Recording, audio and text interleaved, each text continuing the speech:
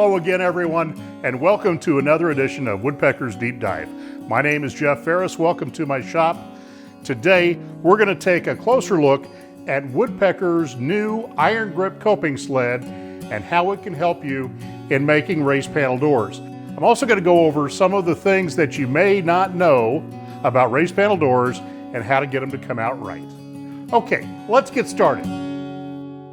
So let's look at just a few of the unique features of the iron grip coping sled.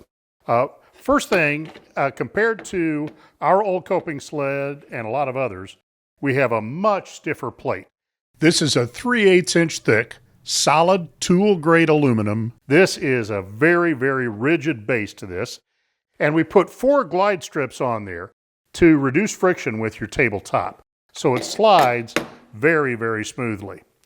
The fence that guides along the router fence, the fence guide here, this on previous versions was a 1/4 of an inch thick. Now it's a full 3/8 of an inch thick, which gives you much better guidance along your rip fence, particularly if you are guiding off of an aluminum fence that has T-tracks in it.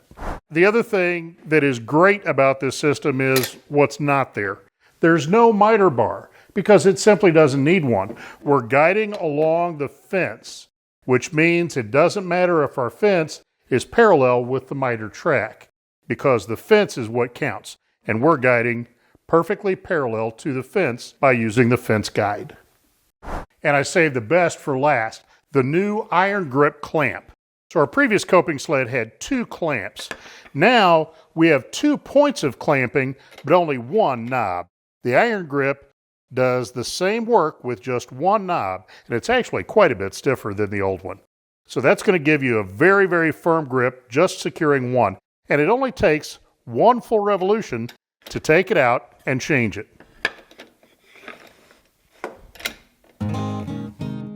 So let's do a little bit of math to figure out where we're going to go with this door before we start cutting up any wood.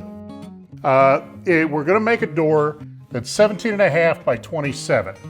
And the rail and stile stock is 2 3/8 of an inch wide. So the stiles are easy. By the way, rails and stiles, here's an easy way to remember which one is which. Think about the rails on a rail fence. They always run horizontal. Same thing with a door. The horizontal piece is the rail, and the vertical piece is the stile.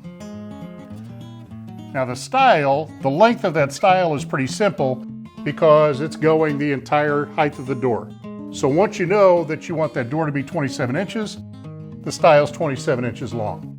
The rail's a little bit trickier though, because right here, the rail fits inside the stile. Right? So you got a stile on both sides of that, and you have to figure out how long to make the rail to make this end up at 17.5. So that's where this number up here comes in. 2 3/8 is the width of the rail and stile stock.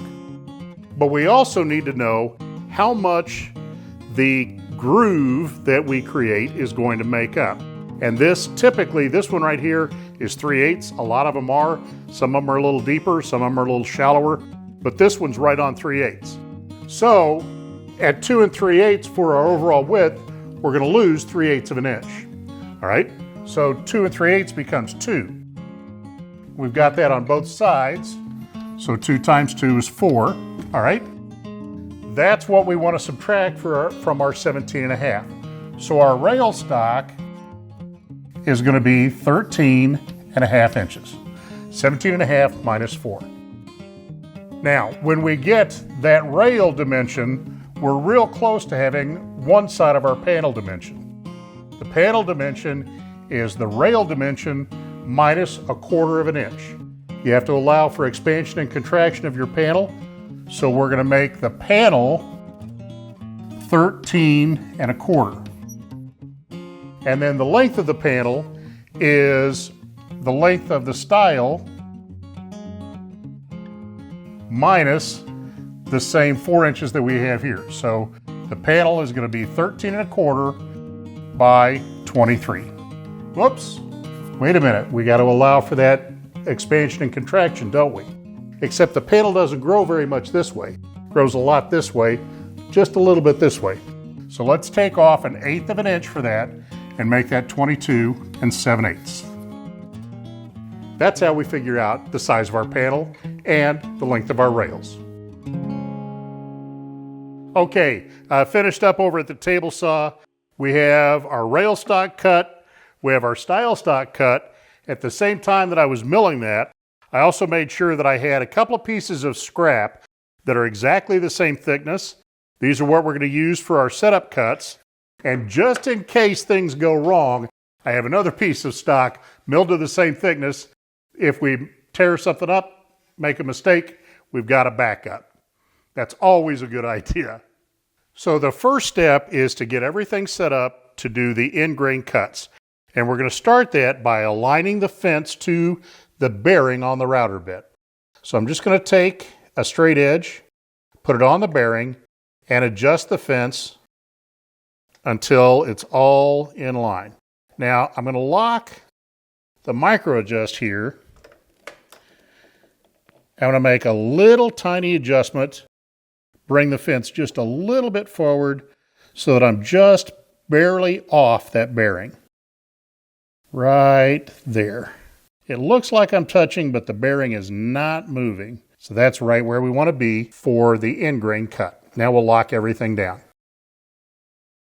The next step is to take a straight piece of stock, 3/4 of an inch thick, put it against the fence, and bring the edge of the coping sled against that. Now we're going to push the fence guide, the clear plastic piece, we're going to push that up against the fence and lock it. So if our fence is in line with the router bit, now so is our clear plastic fence guide. Now we'll take a piece of our test stock, slide it into the coping sled, bring the coping sled against the fence, bring the stock against the fence, bring our sacrificial plate up against the fence, bring the plate, again, the top plate against that, lock it so that it doesn't move sideways, and then lock the iron grip clamp. Now we're ready to set the depth of cut. So what I'm trying to get here is a tongue created by the two cutters that's right there, has a little bit of cut on the back, and then at the top of this, we want a little bit of a shoulder created by this point on the bit. I'm going to eyeball that as close as I can. I think I need to come up just a little bit more. And this is why we really like test cuts, because what I'm going to do now is, now that I think I've got that about right, we're going to make a cut on this piece of scrap and see what it looks like.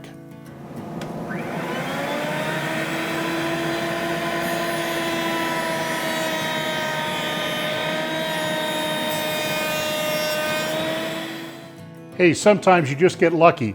On the very first test cut, I have this shoulder exactly where I want it.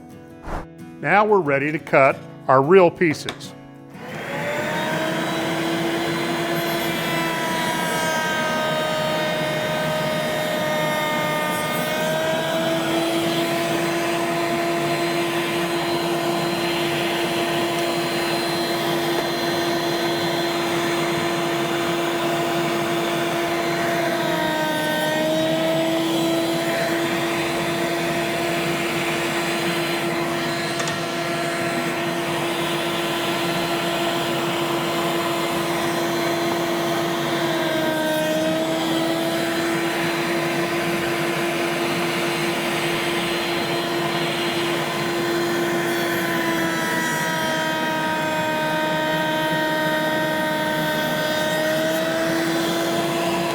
Now, one thing I want you to pay attention to here is when I turn that around, after I finished this piece, when I took that out, I turned it like this so that I'm always looking at the same top face.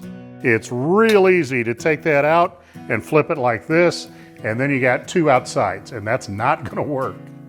Now I'm going to swap out the router bit for the grooving cut, and then we'll do the groove in both the rails and the stile.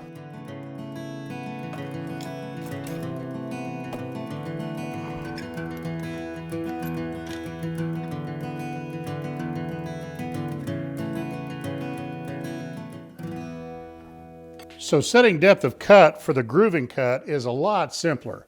Now all we have to do is line up the groove cutter perfectly centered on the tongue cut by the end grain cut.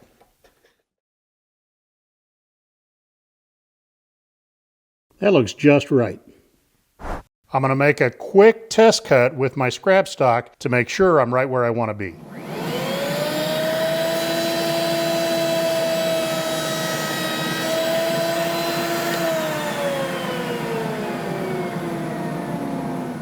I'm just a tiny bit too low, so let's bring that up.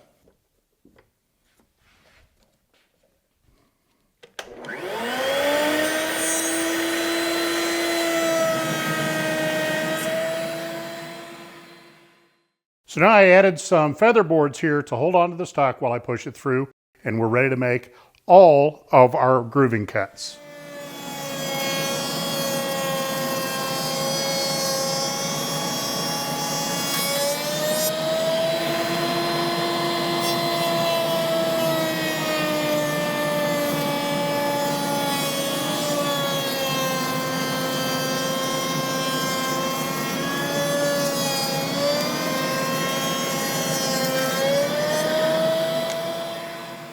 Let's go over to the workbench and put it all together. So you can see that our corners are coming together perfectly. Nice crisp joint between the two. Looks like they're mitered because they fit so nicely. It's dead flush, going to take very little sanding. It's exactly what you want to see in a raised panel door frame. Hey, I hope you enjoyed this closer look at Woodpecker's iron grip coping sled and how it can make you an expert at making raised panel doors. If you haven't yet, please subscribe to our channel and hit the notification bell. That way you'll know about every one of our videos right when they come out. And if you liked the show today, be sure and give us a thumbs up. Thanks so much for watching. We'll see you next time on Deep Dive.